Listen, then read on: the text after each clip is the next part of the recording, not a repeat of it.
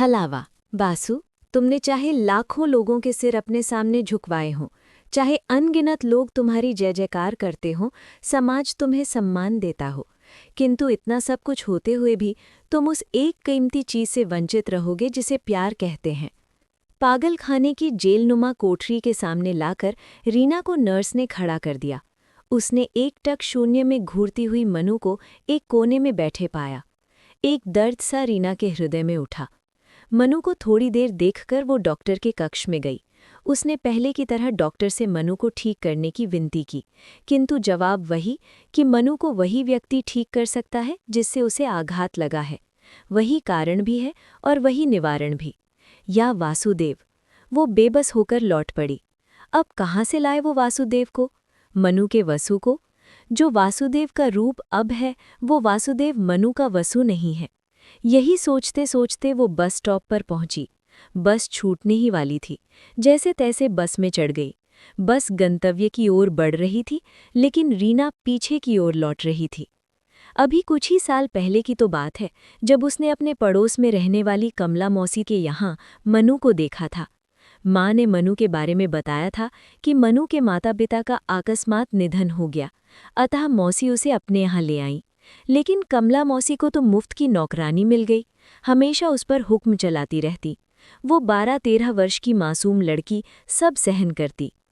कमला मौसी और रीना का घर पास पास था और उन्हीं के बराबर में वासुदेव का घर था।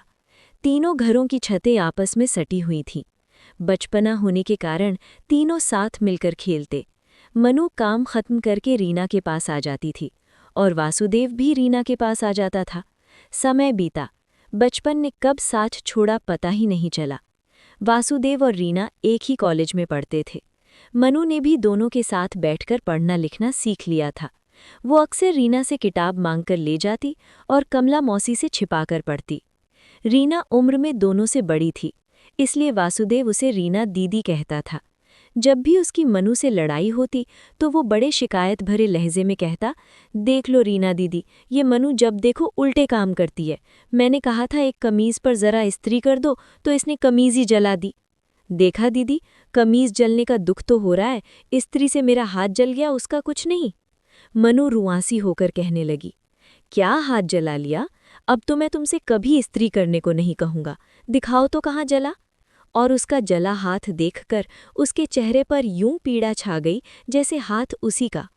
रीना ने उसे बचपन का साथ और दोस्ती समझकर ज्यादा ध्यान नहीं दिया, लेकिन उनकी चाहत उन्हें उस समय पता चली जब होली के दिन शाम को वो कपड़े छत पर लेने गई।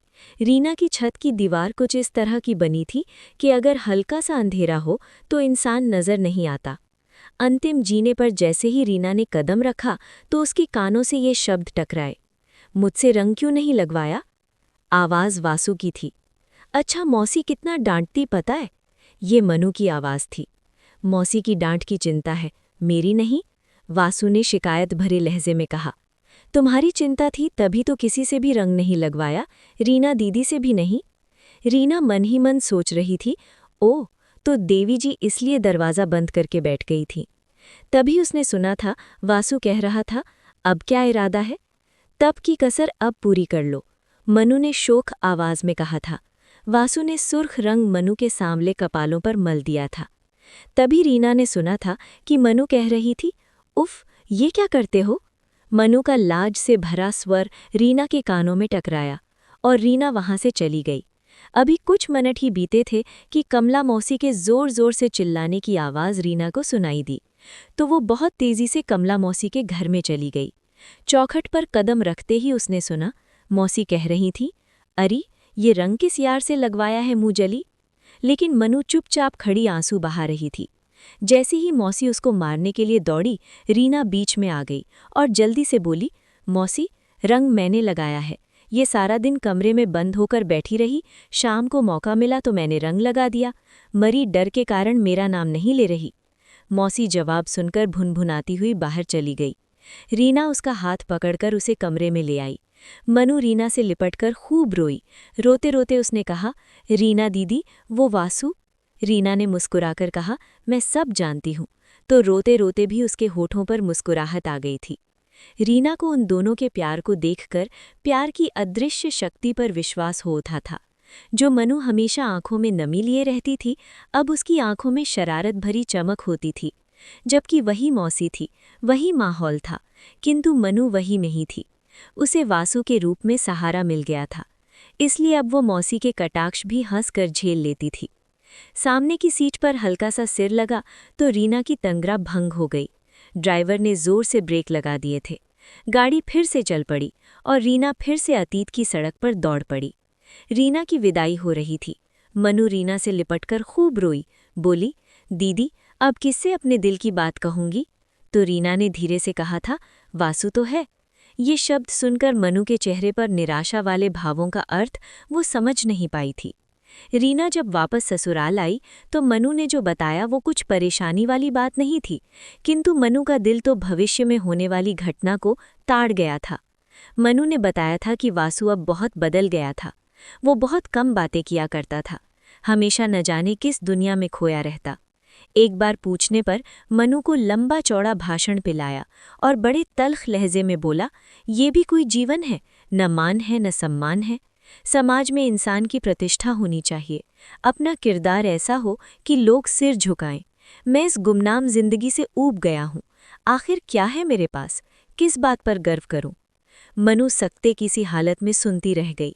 उसे वासु के कहे वे शब्द याद आए जब एक दिन वासु ने बड़े भावुक स्वर में उससे कहा था, मनु जानती हो, अगर सबसे कीमती चीज़ मेरे पास कुछ है तो वो हो तुम और तुम्हारा प्यार।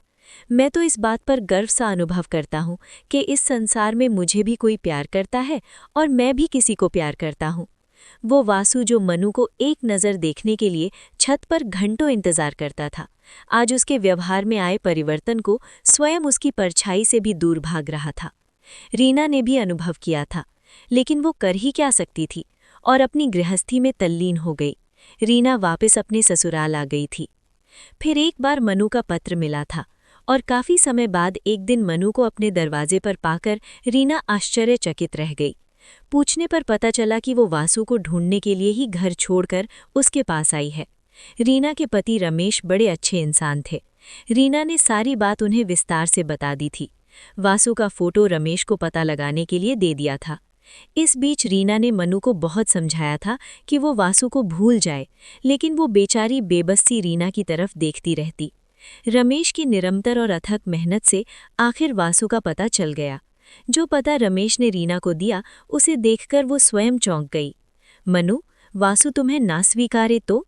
मनु बड़े विश्वास से बोली, दीदी वासु मुझे ज़रूर स्वीकार लेगा। आखिर वो मुझे बचपन से प्यार करता था और मैं भी तो पूछूंगी कि मुझसे आखिर कहाँ चूक हुई। मैं उसके बगैर नहीं जी पाऊंगी दीदी। इन वर्षों में मैं सुकून से एक बार भी नहीं सोई दीदी। वासु के इंतज़ार में मेरी आंखें पथरा गई हैं। उसको बिना देखे मैंने कैसे दिन काटे ये मेरा दिल जानता है। वो जहाँ भी हो मुझे ले चलो, मुझे देखकर उसका पत्थर दिल भी पिघल जाएगा। कहते कहते मनु का पूरा चेहरा आंसुओं से भीगता चला गया।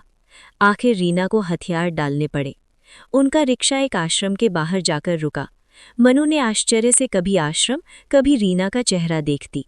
दोनों उतरकर धीरे धीरे आश्रम की अंदर की ओर चल दी। बहुत से स्त्री पुरुष खड़े थे। कुछ लोग सामने सुसज्जित मंच पर बैठे साधु का आशीर्वाद ले रहे थे। रीना मनु को भी मंच की ओर लेकर चल दी। मनु आश्चर्य से चारों ओर एकत्र भीड़ को देखती हुई चल रही थी।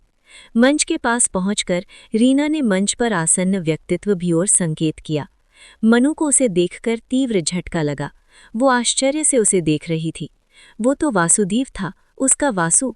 वो आगे बढ़कर उसके कदमों में झुकी, उसके चेहरे की ओर देखकर बोली, वासु मैं। किंतु जैसे वासुदेव ने ना कुछ देखा और ना कुछ सुना। आशीर्वाद की मुद्रा में यंत्रवत उठते हाथ को उठाया और कहा, अगला भक्त आए।